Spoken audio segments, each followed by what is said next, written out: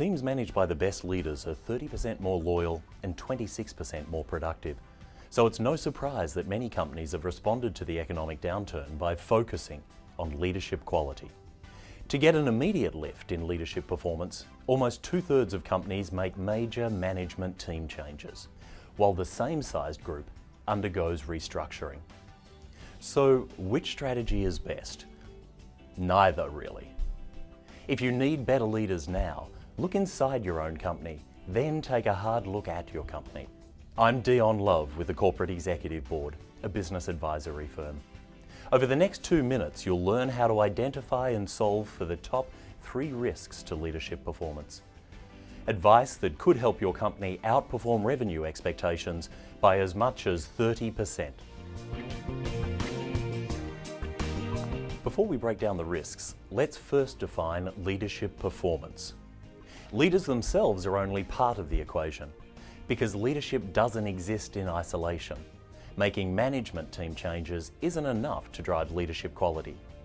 Besides, major labour markets for the best leaders are tight, and leadership development is often unnecessary and unable to yield performance improvements quickly. Organisational structure doesn't tell the whole story either, since leaders work within both the organisation and the broader industry.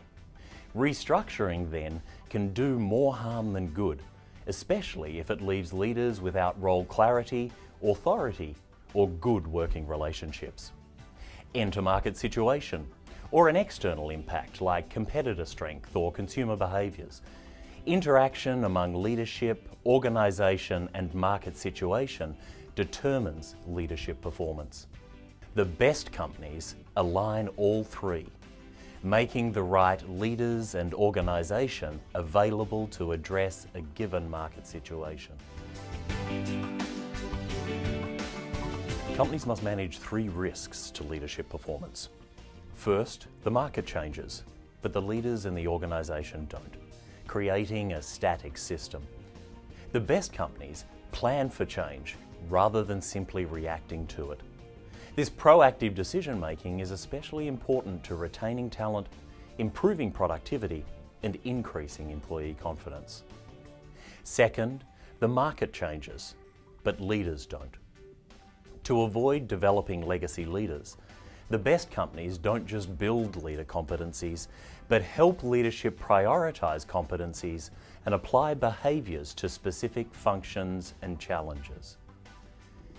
Last, the market changes, but the organisation doesn't.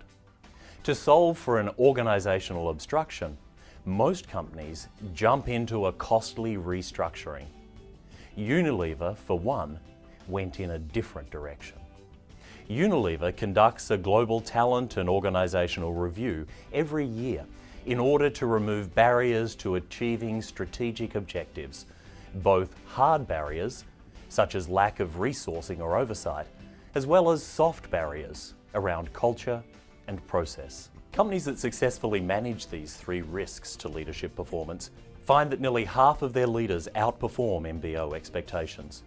We can help your organisation deploy talent and support leaders effectively. Please visit us online for additional resources and tools, including Unilever's talent and organisational assessment. I'm Dion Love, and thanks for listening.